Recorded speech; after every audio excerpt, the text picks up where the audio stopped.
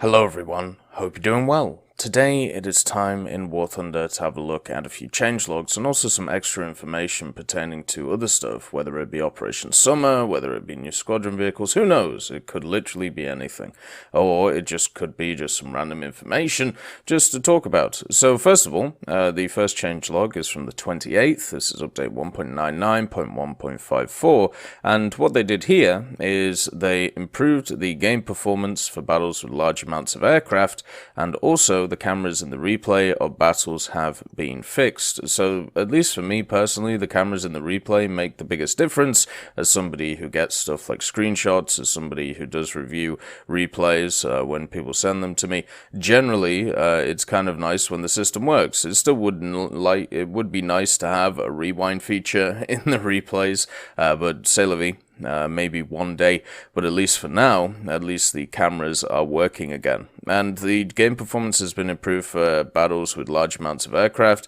This means that stuff such as EC should run better. This means that if there's like a ton of aircraft around an area, then the battle should run better, and this means that there are more options when it comes to the game in general of larger scale action. I know a lot of people have talked about the idea of creating massive operations in War Thunder, where you have a ton of planes going around, you have a ton of tanks going around, basically a combined EC mode at the end of the day, with naval involved as well. And the issue, or at least the main issue, that seems to have always been stopping these things, is the fact that the servers wouldn't be able to handle it. And at least for now, maybe this is a sign that the servers would be better at it. They still would have to fix the naval servers, which are unfortunately in the toilet right now, with around about, at least when I play, 30 to 50% packet loss, which is unacceptable. It's the main reason why I don't really play naval right now, is the fact that the majority of the shots that I fire don't technically exist server-side. So the next update was today, and this was update 1.99.1.57, and what this was is quite a large amount of changes, as you can see once again. So the first one is the icons of corresponding gaming platforms, so PC and consoles, have been added to the players' nicknames. Icons for consoles will be visible to PC players and also vice versa. So what this means is you'll be able to see what platform people are on. I don't really think this matters. All this seems to me that it will be used in is in a negative connotation. It will basically be used to say, oh, you're a PS4 player, that's why you're bad, or oh, you're a PC player, you must be playing on a potato, like all of these things. The positive connotations, I suppose, is that you can work out who you're fighting against, or you know, who's on your team, and you can try and work around that. But I think it would be better, just like alongside all the cross-platform stuff, you know, now we are in a momentous time in War Thunder's history, because actually we're able to not just, you know, play with, just Xbox players or PS4 players individually. We can now play with everybody together, which is a large step for any game when it becomes completely cross-platform. I feel like it would actually be better just to have, so there were no markers to show if people are on Xbox or PS4 or PC, instead of like labeling everybody, because once you add labels to this stuff, it just means that it is an angle for people to attack from, which is, as I said, quite a negative view on the situation, but it's unfortunately true. So looking at the sound stuff as well, they've added new sound events for explosions, they've been created. New sound events for gunshots have also been created. New sound events for projectiles flying past nearby the observer in all calibers has been created. New sounds of the flight and fly past of ATGMs and unguided rockets have been added, and the volume balance of major sound event groups have been reworked. So over like the last few weeks, for some reason, we've just had a ton of sound updates. Some of them have been very positive, others not so much. One of the ones which I can think of which was not so much was the AA sounds, with the reload, I'm guessing it was a reload sound bug where you would hear AA across the battlefield. And hopefully with these sound updates, it will be a lot more defined than that stuff. I will say overall the changes to sound have been very positive for the game. game. They've generally made the game experience a lot better, made the sound a lot more refined, so you can tell what's going on the battlefield, and at least so far, from what I've heard from these sounds, is that they are positive, they are in that good bracket. I will be playing later to test all of these out. The main issue on here is the volume balance of major sound events, because if you have one which overtakes all the rest of them, like I was playing the Brennus yesterday, and the Brennus has an incredibly loud engine, so this means that if you're just using the Brennus and running around with it, what happens is, you will mainly just hear the engine before you hear anything else. As long as, even though on my light bar, my engine sound is one of the lowest in them. So we'll have to see what the balance is like. Hopefully there isn't one which just sticks out to be incredibly loud compared to everything else. But, I do have faith, since the majority of the sound additions have been good. Then we have a bunch of changes to ground vehicle characteristics, damage models, and weapon improvements. The first one is clarifications in the designation of British ground vehicles of rank 3. So basically they've put in all of their technically official names, so therefore it's just, more formalized now. The BMP-3, a bug has been fixed with jerky movement when turning from halted, whilst the W and AD buttons are pressed, and the vehicle repeatedly trying to switch between N and first gear. This was an issue that a bunch of other vehicles had, like the HSTVL, and they were fixed before. I'm guessing this is a widespread issue then, if they're just going through like each vehicle and fixing it as it goes. I wonder how many other vehicles are affected by this jerky movement. The PVR BV551, the LVR B701, the Type 94, STKFC 221, and the AEC Mark II, a bug where the vehicle continued to turn for a while after releasing the AD keys has been fixed. Oh, thank God. That is, I've been playing the PVR BV551, which is the ATGM launcher, and I thought it was my, driver skill or something that was forcing it to turn more than it should have, because it does actually happen with other vehicles in the game, the A13s and the Tetrarch and stuff like that from low tiers. This is something which definitely at least used to happen in the game, where you would hold A down and then let go, and then it would keep turning, and it was incredibly annoying. And I hadn't experienced that thing until I hit the PVR BV again, and it just kept like oversteering constantly, and it was really, really annoying. So the fact that they fixed that just makes a lot of those vehicles much more comfortable to play, much more easy to play, and obviously since it was a bug, nice to see it fixed. The CV9120, the initial speed of its DM23 has been changed from 1640 to 1680, so therefore that will probably increase its armor penetration values, and, make it so I suppose it's easier to hit targets. The CV9120 is a very, very scary machine.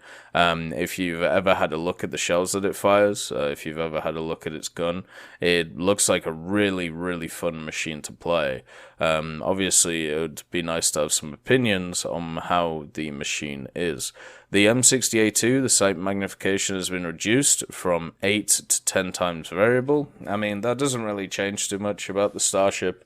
The main issue the Starship has is it's at the end of the line of a tech tree, so therefore its modifications are way too expensive, and it makes it just a pain to try and spade compared to a lot of other things. The T69-2G and the IKV-91, a bug where there was no automatic setup for the distance of the laser rangefinder, has been fixed. That's a simulator thing. If you didn't know in simulator, if you have a laser rangefinder and you laser rangefind with it, the gun will automatically distance how far you've rangefound. And whether, this is a good change, because at least for me, I think there's too many automatic systems in the game, and there's just going to be more and more automatic systems, which means that it takes the skill away from the player. But, it is a standard across vehicles, so it's nice to see it's a standard for those two as well. The Challenger 2, all modifications, and the Vickers Mark 7.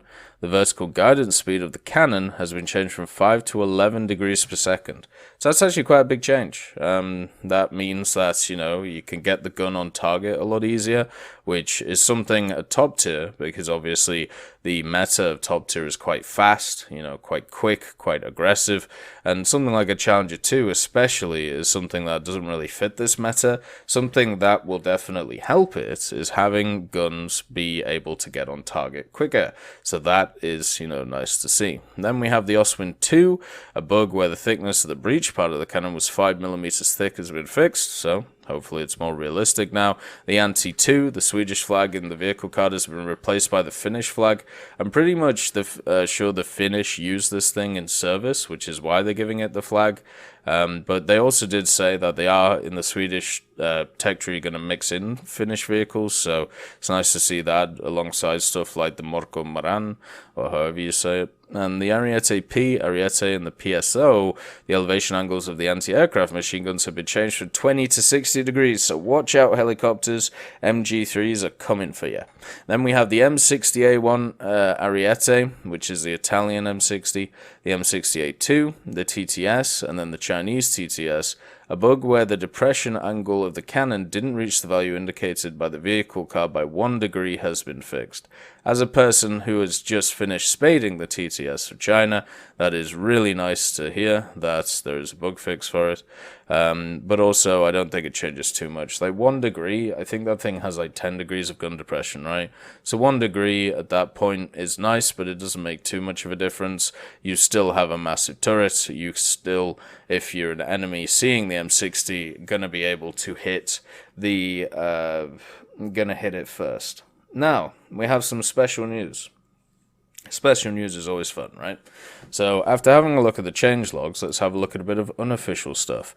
So the first one is this, and this comes from Gazabi99 Hun, who is a person who actually does a bunch of data mines in the game, normally posts them on the War Thunder Reddit, and also posts them on the forums, and basically, is very much involved in the community, and at least in my opinion should get rid of this wannabe thing. This person is a data miner, shouldn't put themselves down in that regard. Just give yourself the credit that you deserve.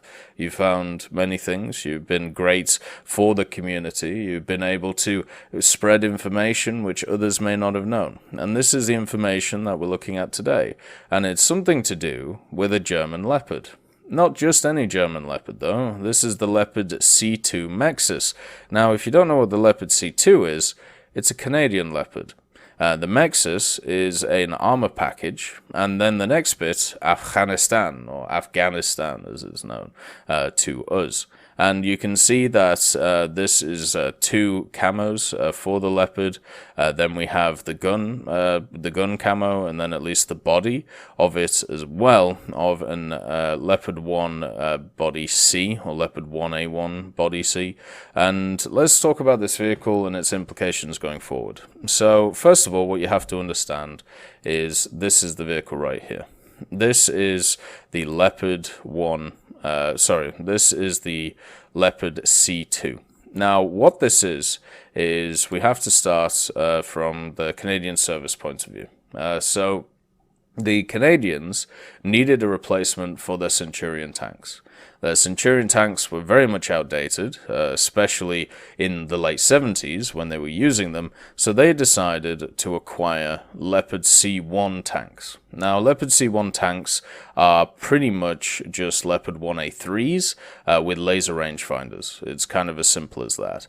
And then they were looking to constantly update these vehicles. They weren't happy with the armor values that they got from them. They weren't happy with a bunch of other stuff. So what they decided to do is to upgrade the Leopard C1 tanks to a C2 standard, as they called it. And basically, the C2 standard was taking Leopard 1A5 turrets, so basically merging the 1A3 hull from a Leopard with a 1A5 turret, and along with all of the nice gizmos that gives. So it gave a little bit of improved armor from the 1A5, but the main thing was the FCS system. The FCS system from the 1A5 was the big improvement that the 1A5 gave over the other Leopards. It gave it stabilizer, laser rangefinder, but more importantly, thermal sights. And thermal sights mean that this thing, if it came into game, would have thermals onto it.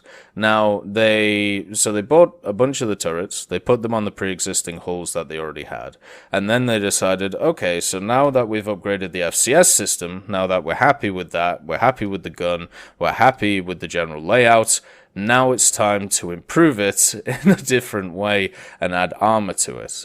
So, you know, they've dealt with the mobility bit, they've dealt with the gun bit, now they need to deal with the armor. So, what they decided to do was they decided to put the MEXAS armor package on it. Now, what does MEXAS stand for? Well, what it means is the Modular Expandable Armor System.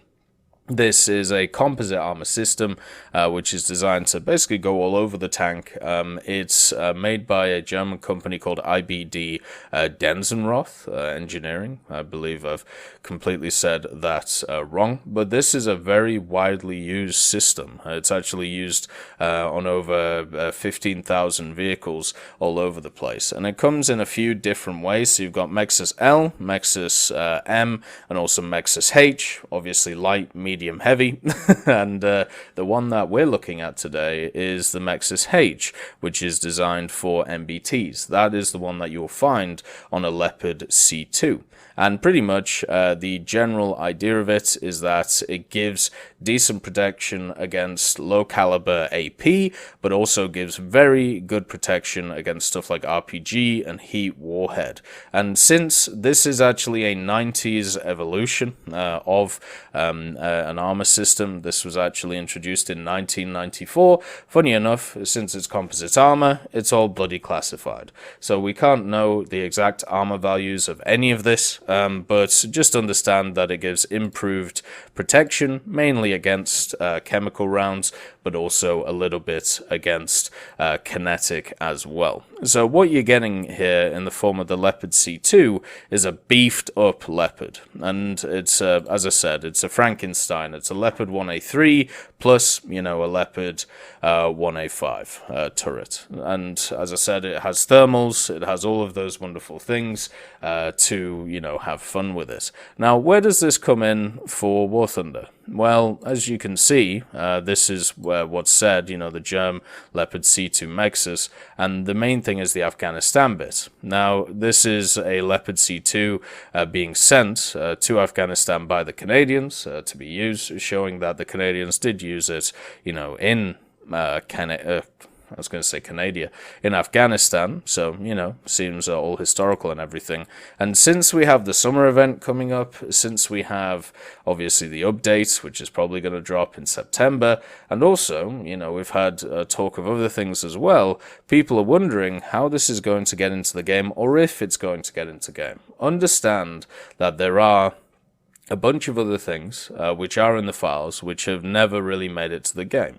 There was a bunch of stuff ages ago, stuff such as like a German B-17, a British BF-109, there was also a British J-25. I've actually done a bunch of vehicles on kind of like the hidden vehicles of War Thunder when it comes to the files. Some have been taken out, some haven't. Stuff like the Welkin was around for a while, and this could be one of those situations where it just becomes one of those vehicles which isn't ever actually, you know, produced in the game, but I highly doubt it. It does definitely have a chance of existing since this is, you know, new to us. There's also an IL-28 of German descent, which is kind of funny in the files with a German skin. And the main question, there are two main questions. Where or when is this going to get into the game, and which tree does it go in? Because obviously, this may be technically a German Leopard, but it's used by the Canadians, and it is a completely Canadian design. You know, it has, as I said, it's melding together two Leopards plus adding on the armor package. So this makes it individually unique to the Canadian Armed Forces. So do you put this in the British tree? Or do you leave it in the German tree, along with one of its brothers, the L-44, which, you know, would be another vehicle like this? Would you put this in the standard tech tree? Is this going to be a unique vehicle when it comes to an event, or is it going to be a premium? A lot of people have speculated this could be Britain's top tier, top tier premium, because obviously they didn't just get the Roycat 105, so therefore, you know, you need one of these in. We also just had the M60 AMBT from World War Mode, so maybe there's an idea that there's going to be a push forward for higher tier unique for vehicles from events. So a lot of people believe this could be an Operation Summer vehicle, which I think is fair. And then for me personally, I think the way that this gets put into the game is a squadron vehicle, because we just got the BMP-2M. It's a variant of the BMP-2, just a modernized variant. This would be seen as a modernized variant of a Leopard that we have kind of pre-existing in the game. So why not just add this in as that? It makes the most sense to me to have another squadron vehicle that people can research instead of just single ones going along.